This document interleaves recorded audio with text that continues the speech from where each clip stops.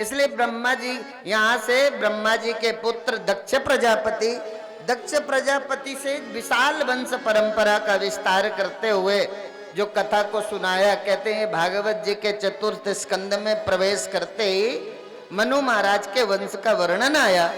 और मनु एवं शत्रुपा के दो पुत्र प्रिव्रत और उत्तानपाद, 3 कन्याएं हुई, अकुति, देवहूति और प्रसूति। मनु अपनी तीसरी कन्या प्रसूति का विवाह ब्रह्मा जी के पुत्र दक्ष प्रजापति के साथ किया। उनकी विशाल वंश परंपरा आज इस त्रिलोकी में फैली हुई है। दक्ष और प्रसूति से सुंदर नेत्रों वाली 16 कन्याओं का जन्म हुआ। उन 16 कन्याओं में दक्ष ने 13 कन्याओं का विवाह धर्म के साथ किया और शेष 3 कन्याओं का विवाह, बोले एक कन्या समस्त पितृगणों को साथ दे दी, एक कन्या का विवाह, सती का विवाह शंकर के साथ कर दिया। ठीक है ना। इस तरह से ये 16 कन्याओं का विवाह हुआ। 16 कन्याओं में एक कन्या अग्नि को दे दी। ठीक है ना। एक अग्नि को, एक पितृगणों को, एक शंकर के साथ, 3 हो गई। 13 बची, 13 धर्म के साथ ब्याही गई। और उन 13 कन्याओं से जो जो उत्पन्न हुआ उस पर प्रकाश डालते हुए वो 13 कन्याएं कौन थी। और दक्ष की कथा, यहाँ दक्ष की कथा का प्रयोजन है, ये यहाँ कोई दक्ष की कथा नहीं। दक्ष की कथा सुन करके उस छेपक के द्वारा व्यास हमें क्या समझाना चाहते, बोले श्रद्धा मैत्री दया शांति तुष्टि पुष्टि क्रियोन्नति बुद्धिर्मेधा तितिक्षा मूर्ति धर्मस्न पत्नया। दक्ष की वो 13 कन्याओं का वर्णन करते हुए व्यास जी ने कहा, पहली कन्या का नाम था श्रद्धा। श्रद्धा का विवाह जब धर्म के साथ हुआ, तो श्रद्धा जब धर्म के साथ भी आई गई तो उनसे जो पुत्र हुआ उस पुत्र का क्या नाम हुआ, उस पुत्र का नाम हुआ शुभ। शुभ नाम का पुत्र प्रकट हुआ। तो कहते हैं वो 13 कन्याएं हुई। उन 13 कन्याओं में पहली कन्या का नाम था श्रद्धा। श्रद्धा का विवाह धर्म के साथ किया तो उनके गृहस्थ जीवन से जिस पुत्र का जन्म हुआ उस पुत्र का नाम शुभ रखा गया। और शुभ जानते हो ना। ऐसे दक्ष की दूसरी कन्या मैत्री, मैत्री का विवाह जब धर्म के साथ हुआ उससे जिस पुत्र का जन्म हुआ उस पुत्र का नाम प्रसाद रखा गया। प्रसाद, ठीक है ना। तो शुभ किसे कहते हैं, बोले शुभ यहाँ कोई पुत्र नहीं, सांकेतिक रूप से जो भगवान हमें बताना चाहते हैं व्यासकार, वो कहते हैं श्रद्धा जब धर्म के साथ जुड़ेगी, एक होती है कोरी श्रद्धा, एक होती है धर्म से श्रद्धा। धार्मिक श्रद्धालु हैं ये, है ना।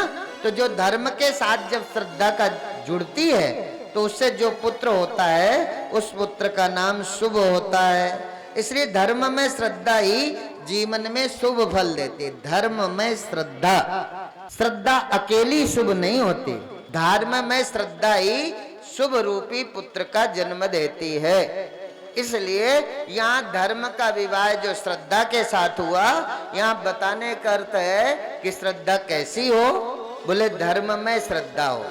जब श्रद्धा धर्म युक्त होगी तो उससे जो पुत्र होगा उस पुत्र का नाम शुभ होगा। ठीक है ना। दूसरी कन्या है मैत्री। मैत्री का विवाह जब धर्म के साथ हुआ, मैत्री जब धर्म में मैत्री होगी, ठीक है ना, स्वार्थ में नहीं। स्वार्थ में मैत्री तो आज है, कल खत्म हो जाएगी। इसलिए धर्म में जो मैत्री होती है, मैत्री जब धर्म में हुई तो उससे जो पुत्र हुआ उसका नाम प्रसाद हुआ। प्रसाद जानते ना, प्रसाद, प्रसाद का मतलब प्रसादस्तु प्रसन्नताम, प्रसादे सर्व दुखानाम हानि रस्योपजायते। अर्थात प्रसाद है प्रसन्नता। यहाँ अर्थ क्या है, प्रसाद माने प्रसन्नता। जब धर्म में मैत्री होती है तब उस मैत्रीय जीवन में प्रसन्नता आती है। जब स्वार्थ, दोस्ती में जब स्वार्थ होता है तो आप सुखी रह लेंगे ना, प्रसन्नता होगी ना। तो स्वार्थ से भरी हुई दोस्ती कभी भी प्रसन्नता को नहीं देती। निस्वार्थ मैत्री अर्थात धर्मयुक्त, बस धर्मयुक्त मैत्री ही प्रसाद रूपी पुत्र का जन्म देगी। ऐसे तीसरी कन्या जो हुई दक्ष की, उस तीसरी कन्या का नाम था दया। दया का विवाह जब धर्म के साथ होता है उससे जो पुत्र हुआ उस पुत्र का नाम है अभय। अभय का जो शाब्दिक अर्थ है, अभय का मतलब निर्भयता। जब जो है दया धर्म के साथ, धर्म में जब दया होती है ना, किसी धर्मात्मा जब दया करता है ना किसी पर, तो उससे अभय रूपी पुत्र का जन्म होता है। पर मेरे कहने का मतलब था कि दक्ष की जो तीसरी कन्या है ना, दया, दया जब धर्म में होती है तो निश्चित रूप से जीवन में अभयता आती है।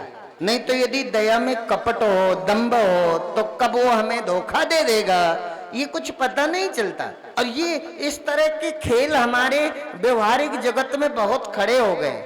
जैसे जैसे हम शास्त्र और साधुओं से दूर जाते गए ना, ये जरूर है कि हाँ हर साधु, तो मैंने हर साधु का समर्थन कभी नहीं किया, पर साधु से भी रिश्तेदारी क्यों जोड़ते हो? साधु से पहले लोग कहते थे जाति न पूछो साधु की, पूछ लीजिए ज्ञान। तो हम कहते हैं परिवार न जोड़ो साधु से, उनसे सुन लीजिए ज्ञान। अर्थात आप परिवार की तरह साधु से मत जोड़ो, उनसे तो अपने मन में उठने वाले प्रश्नों को करो और सुनो और घर जाओ। अब साधु के साथ रहते रहते और कुछ गुड़ ढीला कुछ बनिया, तो सब मिला जुला के गड़बड़ी हुई और धीरे धीरे हम अपने धर्म के विपरीत ही सोचने लगे। धर्म के विपरीत सोच करके हमने धर्म को तो कुछ नहीं बिगाड़ा, पर अपने जीवन में न जाने कितने दुखों को आमंत्रित कर लिया।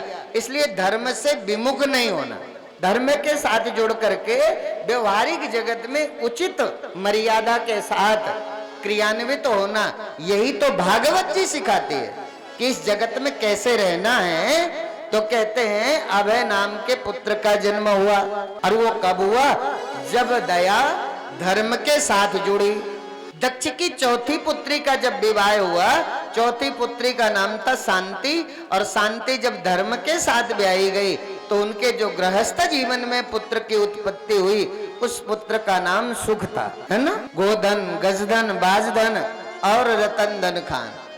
जब आवे संतोष धन तो सब धन धूलि समान, अर्थात सारा धन सारा वही हो उस दिन धूलिवत लगता है। जब हम परमपिता परमात्मा के यथार्थ स्वरूप को जब हमारी बुद्धि में दर्शन होता है तो ये जगत फिर मिथ्यात्व हो जाता है। इस जगत के मिथ्यात्व को प्राप्त करते ही जो है आपको, आप फिर आपके मन में जो ये हीनता है ना, मैं छोटा हूं, ये बड़ा हूं, छोटा बड़ा क्या है। थोड़ी देर के लिए सुख सदा रहता नहीं तो दुख का भी अंत है। दोनों परिस्थितियों को समझकर विचलित न होता संत है। ये जगत के सुख दुख है, थोड़ी देर के लिए आएंगे, इनका लंबा जीवन नहीं है। हर रात्रि के बाद सवेरा होता है, हर दिन के बाद रात्रि आती है। उनमें घबराना नहीं, उनमें घबरा करके अपने निज धर्म से पतित नहीं होना। ये हमारा किया ही हमारे साथ है। धर्मानुगो गच्छति जीवये का जो मैंने किया है मुझे इस जन्म में भोगना है, और इस जन्म में भोगते हुए अपने निज कर्म से कभी भटकना नहीं। निज कर्म में डटे रहो और प्रारब्ध समझकर उसको भोग लो, तो जो भी जन्म होगा फिर सब जन्म अच्छे होंगे और संपन्न होंगे।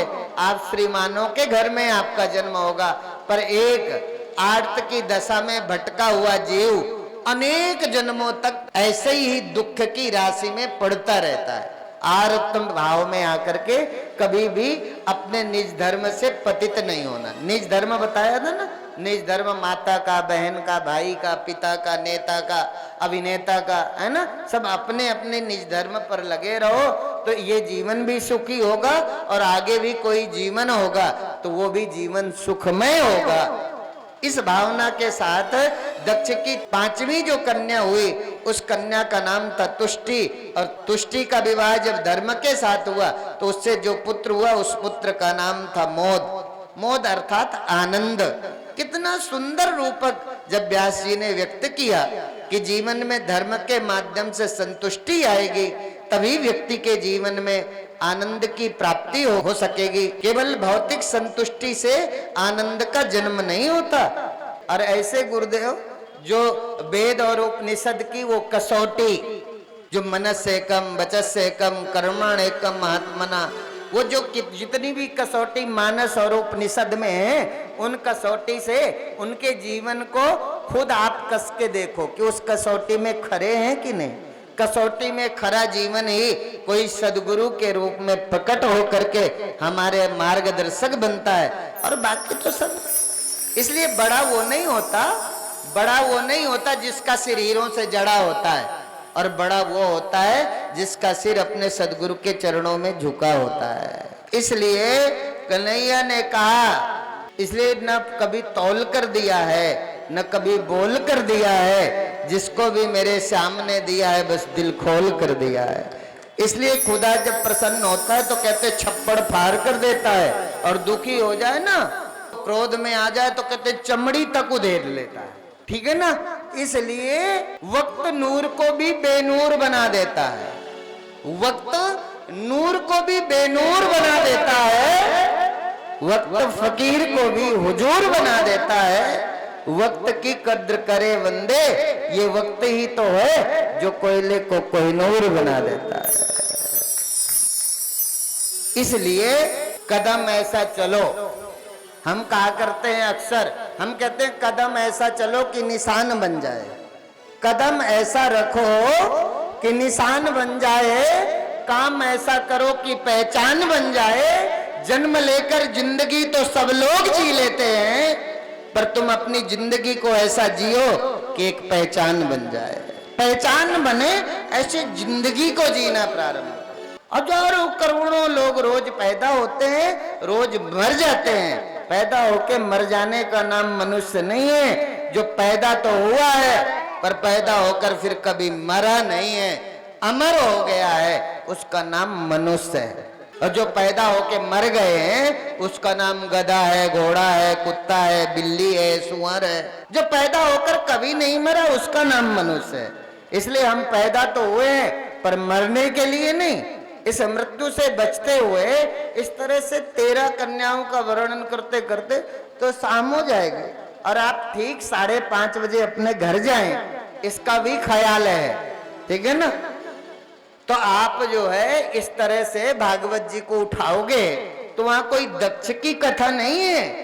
दक्ष के माध्यम से, दक्ष के को एक रूपक बना करके जो व्यास जी ने हमारे जीवन में प्रकाश डाला, जो उन 13 कन्याओं की कथा सुनाई, वो 13 कन्याएं जो धर्म के साथ ब्याही गई। अब शेष 3 कन्याओं की कथा में प्रवेश करते हैं। ठीक है ना। उन 3 कन्याओं की क्या कथा है? बोले भगवान शंकर और दक्ष प्रजापति का मनोमालिन्य। दक्ष ने अपनी प्रिय कन्या सती का विवाह भूत भावन भगवान शंकर के साथ किया, पर कहते एक बार प्रजापतियों के द्वारा आहूत यज्ञ में सब बड़े बड़े ऋषि मुनि देवता जन सब उस यज्ञ मंडप में उपस्थित थे, सबको आमंत्रित किया गया था। उसमें भूत भावन भगवान शंकर जी सहित दक्ष के पिता ब्रह्मा जी भी उसी यज्ञ मंडप पर बैठे हुए थे, उस यज्ञ मंडप पर बैठे थे।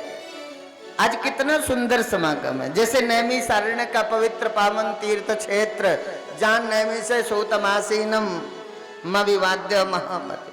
अर्थात तो नैमिषारण्य का जो पवित्र तीर्थ क्षेत्र था ना, वहां सबसे पहले सूत जी महाराज से, इस भवाटवी से व्यक्ति कैसे इस जगत को, इस भवसागर को पार करे, ऐसे अनेक प्रश्नों के साथ सौनकादि ऋषि उपस्थित हुए।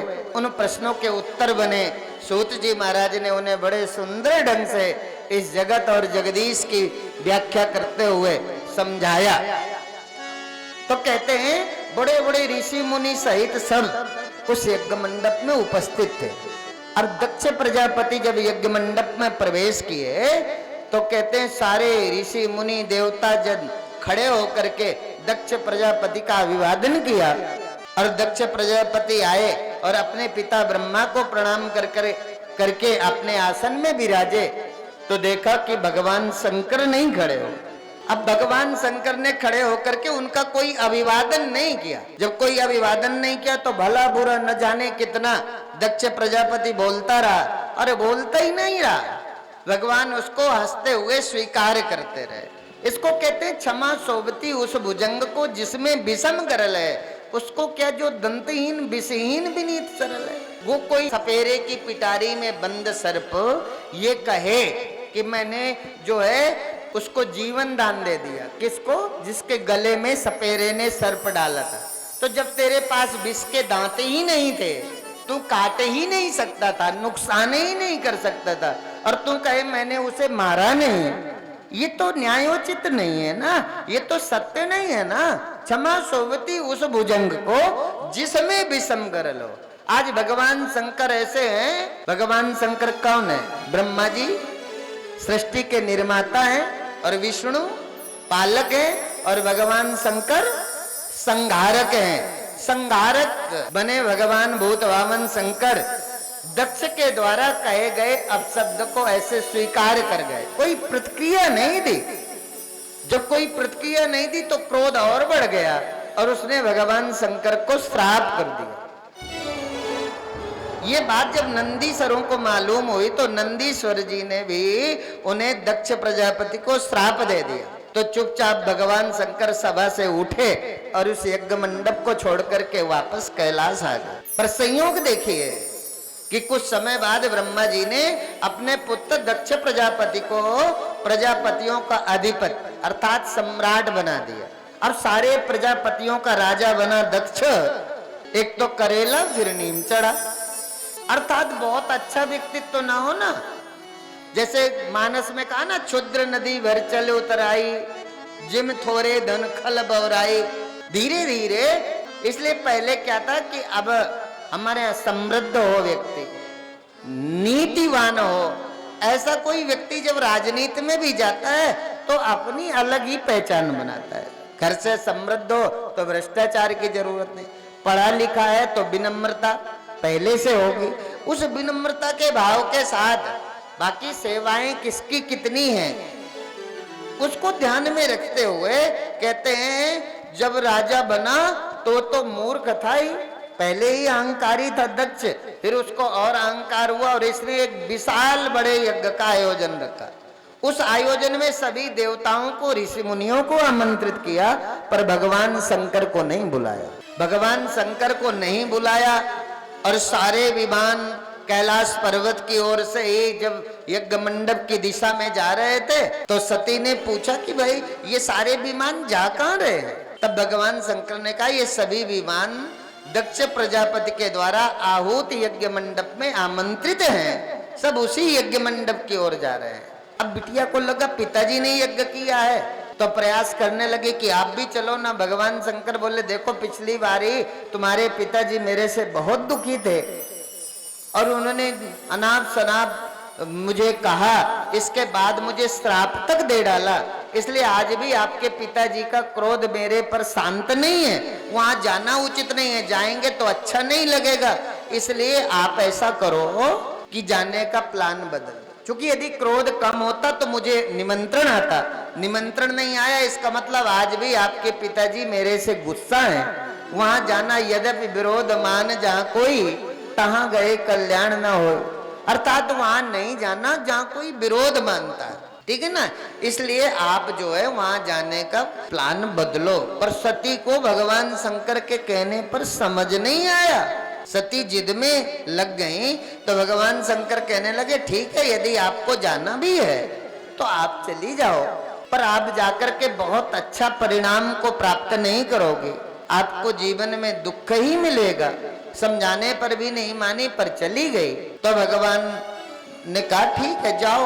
अब भगवान के गणों के साथ सती जब उस यज्ञ मंडप में प्रवेश हुई तो माँ ने तो प्रेम से मिली पर पिता ने आंख भी नहीं मिलाई, जबकि पिता की सबसे प्रिय कन्या थी सती जो सबसे अधिक प्रेम करते थे, पर आज पिता के द्वारा कोई प्यार नहीं मिला सती को। यज्ञ मंडप में प्रवेश किया तो सभी देवी देवताओं का आसन लगा हुआ था, सबके अपने अपने भाग वहां रखे हुए थे, पर उनके पति शंकर का कोई स्थान ही नहीं था यज्ञ मंडप में। अपने पति का अपमान सहन नहीं हुआ, अपमान सहन नहीं हुआ तो योग अग्नि में जलकर अपने शरीर को भस्म कर दिया। ये बात भगवान शंकर को पता चली, उन्होंने वीरभद्र को भेजा, वीरभद्र ने जाकर दक्ष के यज्ञ का विध्वंस किया और दक्ष का सिर काट कर यज्ञ कुंड में डाला। ऐसा डमरू बजाने वाला, ऐसा डमरू बजाने वाला कोई नहीं, भोलेनाथ से निराला कोई और नहीं, भोलेनाथ से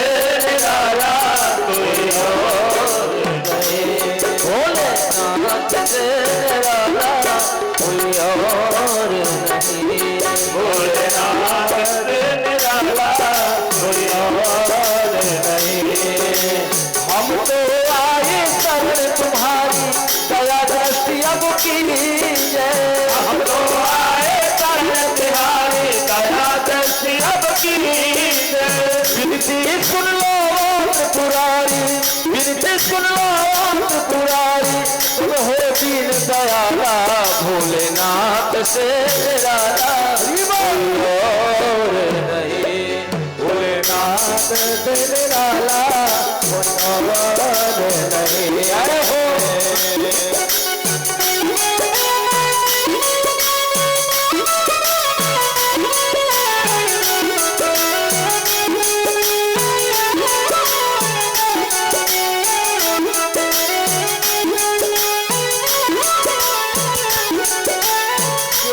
डमरू डम डम बोले अगम निगम तेरे खोले, शिवका डमरू डम डम बोले अगम निगम तेरे खोले, शिवका डमरू डम डम बोले अगम निगम तेरे खोले, शिवका डमरू डम डम बोले अगम निगम तेरे खोले।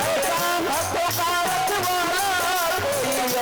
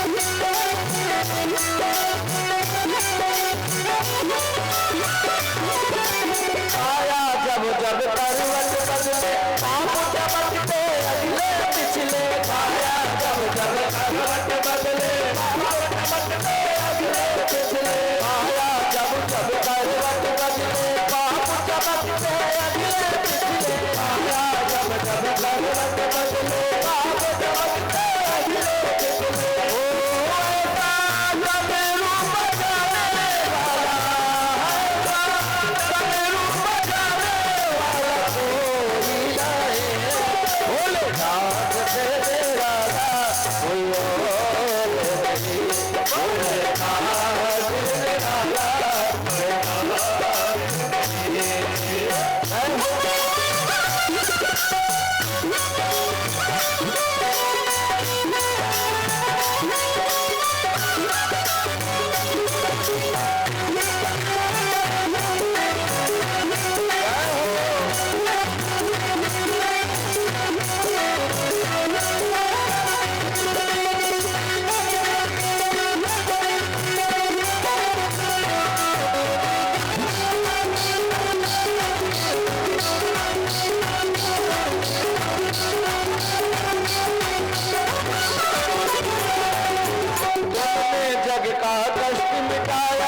मुझको स्वामी क्यों बिसराया, तुमने जग का कष्ट मिटाया, मुझको स्वामी क्यों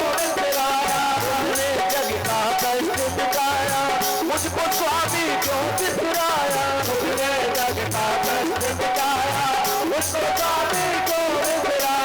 हो ऐसा भक्तों का रखवाला कोई, हो ऐसा भक्तों का रखवाला कोई और नहीं, भोलेनाथ निराला कोई और नहीं, भोलेनाथ निराला कोई और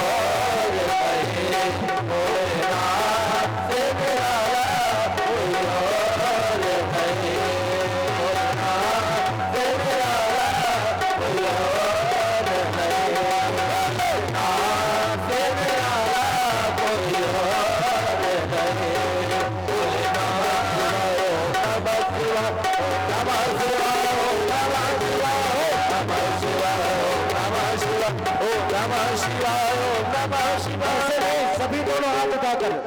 सभी दोनों हाथ उठाकर और भोले भगवान की स्तुति करेंगे। ओम नमः शिवाय, ओम नमः शिवाय, ओम नमः शिवाय, ओम नमः शिवाय। बोले भोले शंकर भगवान की जय जय। इसी क्रम को आगे बढ़ाते हैं। कहते हैं जब वीरभद्र के द्वारा दक्ष प्रजापति का सर कलम करके हवन कुंड में डाल दिया गया, तब ब्रह्मा जी के साथ सभी देवता मिलकर के भूत भावन भगवान शंकर के पास कैलाश पर्वत गए और भूत भावन भगवान शंकर से निवेदन किया कि इस यज्ञ को इस तरह से अनुष्ठान का भंग होना सृष्टि के लिए ठीक नहीं। भगवान से विनती की, भगवान सहज आए और आकर के दक्ष प्रजापति के धड़ में बकरे का सिर जोड़ते हुए दक्ष के देह में प्राणों का संचार किया। यज्ञ की पूर्णाहुति हुई। अर्थात इस वृतांत से हमें क्या संदेश मिला? हमें जो मानव मात्र का जो संदेश बना, ये दक्ष यज्ञ विध्वंस का जो परिचर्चा है, उसमें भगवान से क्या संदेश मिला कि ससुराल को अर्थात ससुर को अपने दामाद अर्थात जमाई का अपमान भूलकर भी हमें नहीं करना।